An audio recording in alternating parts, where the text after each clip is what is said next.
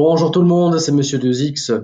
Donc dans cette vidéo, nous allons apprendre comment construire un tableau d'amortissement avec Excel ou Google Sheets. Alors, on va se baser sur l'exemple, on va considérer l'exemple qu'on avait utilisé dans la vidéo précédente. Donc la première étape de calcul, c'était de travailler, donc de convertir le taux annuel qu'on nous donnait en taux mensuel équivalent. Si ce taux mensuel est déjà donné, tant mieux, vous n'avez pas de calcul préliminaire à faire. Mais nous, on va le faire. Donc dans Excel, lorsque vous voulez commencer une formule, vous devez toujours commencer par un signe égal. Ne l'oubliez pas. Alors, malheureusement, Excel ou Google Sheets, donc dans Google Sheets ou Excel, vous ne savez pas faire de racine énième. Donc, il faut penser aux exposants fractionnaires. Donc, faire une racine cinquième, par exemple, c'est faire exposant 1 cinquième. Faire une racine douzième, c'est faire exposant 1 douzième, etc., etc. Donc, il faut, lorsque vous voulez faire une racine énième, penser à ces exposants fractionnaires. Donc, on va faire 1 plus le taux débiteur. On ferme la parenthèse. Exposant, on ouvre la parenthèse. Donc, 1 divisé en 12. Fermez parenthèse. Moins 1. Enter. Remarquez qu'on tombe sur un taux qui est quasiment identique à celui qu'on avait trouvé par écrit. Donc, la première étape est OK. La seconde étape de construction, c'était de calculer l'annuité sur base de la formule ici. Donc n'oubliez pas que le tableau d'amortissement est utilisé dans un contexte d'annuité d'amortissement et que donc c'est cette formule-ci qu'on doit appliquer. Donc nous, on va surtout appliquer cette formule-ci. Alors par sécurité, vu que la formule est assez c'est pas que c'est compliqué, mais il y a beaucoup à taper, moi je vais tout d'abord calculer le numérateur dans une case, calculer le dénominateur dans l'autre case, et puis je vais seulement calculer l'annuité. Au moins, je m'assure qu'il n'y ait pas de souci. Donc égal, donc on doit faire V0 fois I pour le numérateur, donc on doit faire 3000, on clique sur la case où il y a le 3000, fois, on clique sur la case où il y a le taux mensuel, et on fait Enter. On va calculer maintenant le dénominateur de l'annuité, donc ceci. Donc vous choisissez une case, donc toujours signe égal, donc on va faire 1 moins, alors moins, j'ai dit, parenthèse, 1 plus votre taux mensuel, fermez la parenthèse, exposant, ouvrez la parenthèse, moins 18. Fermez la parenthèse. Et maintenant, on va calculer l'annuité. Vous choisissez une case, et donc ce sera égal à combien? Donc votre numérateur divisé par, et vous cliquez sur la case où il y a le dénominateur. Et donc, magnifique. Magnifique.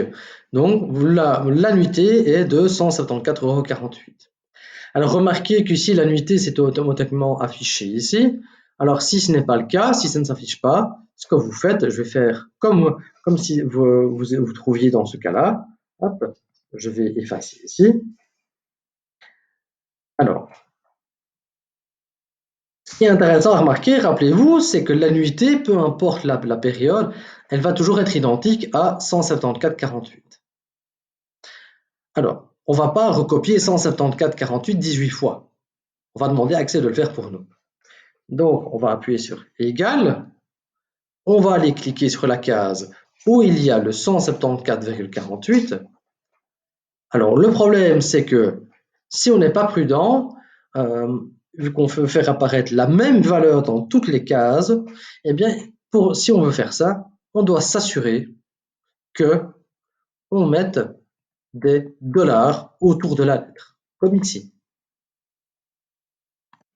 Et ensuite, lorsqu'on va, donc on va afficher dans un seul coup la même valeur dans les 17 cases restantes, on va aller se mettre au niveau du petit carré ici bleu. Vous gardez votre souris gauche enfoncée et vous descendez jusqu'à la 18e ligne. Et puis vous lâchez. Et donc, les 174 € vont apparaître dans toutes les cases en un coup. Donc, si vous voulez faire en sorte d'afficher dans plusieurs cases d'affilée une valeur fixe, il faut chaque fois penser à ces dollars. Alors, on va calculer la partie intérêt maintenant. Donc, égal. Comment la calcule-t-on? C'est toujours un pourcentage du solde restant dû, de ce que vous payez, à la période précédente. Pensez aux intérêts composés. C'est donc le taux fois le solde restant dû. Alors de nouveau, il faut être prudent. On sait que lorsqu'on va par période, le solde restant dû va bouger. Mais ici, le taux d'intérêt ne va pas bouger. Ça va toujours être le même. Donc, de nouveau, il faut s'assurer à mettre des dollars. Remarquez qu'on a un intérêt à 14,60 €, ce qui est plus ou moins ce qu'on avait trouvé par calcul écrit. On va s'occuper maintenant du capital remboursé à cette période-là. Il faut se rappeler que si je fais la somme des deux, eh bien, ça me donne 174 € et des fafiottes. Et donc, pour calculer la partie capital remboursé, je vais donc faire 174 € moins 14,60 €. Ça me donne 159,87 €, ce qui est plus ou moins aussi ce qu'on avait trouvé. Et maintenant, comment vais-je faire pour calculer le solde restant dû? Eh bien, n'oubliez pas, et c'est là que c'est dangereux, c'est là les élèves font les erreurs. Le solde restant dû se calcule uniquement avec la partie capital remboursé. Ce n'est pas par rapport à l'annuité. Faites bien attention. L'intérêt, cette partie-ci, ça va à la banque. C'est l'argent que vous devez payer. OK? Donc, c'est uniquement sur cette partie-ci. Et donc, pour calculer le solde restant dû, comment on fait un solde restant dû? On va faire les 3000 moins le montant ici. Et on va faire appuyer sur Enter.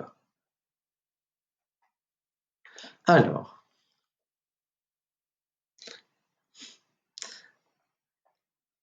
il y a mon chien. Alors ne vous étonnez pas que je regarde en bas, c'est parce qu'il y a mon chien qui vient m'embêter. C'est ça que vous entendez peut-être les cliquetis aussi.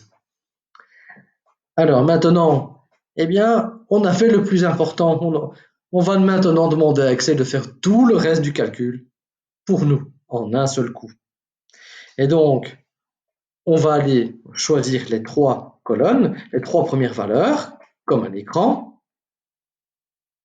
Donc, pour le faire, vous gardez la touche majuscule enfoncée et vous choisissez les cases, les 3 cases, avec votre souris ou alors le clavier.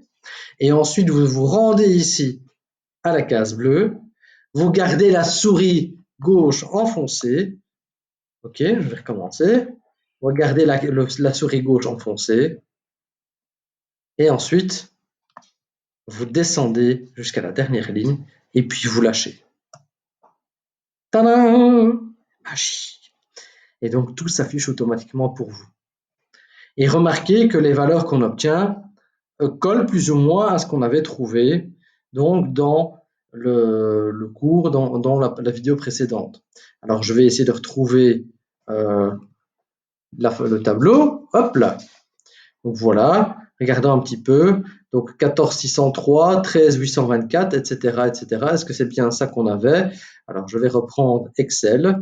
Donc regardez bien, on va faire là par exemple la ligne numéro 3, 13 042 161 437. Eh bien parfait, c'est bien ce qu'on avait ici. Et donc voilà, ça fonctionne à merveille. Donc voilà, si vous avez bien aimé la vidéo, partagez-la, likez-la et proposez-la à quelqu'un si ça peut l'aider. Sinon, je vous dis à très bientôt. Au revoir.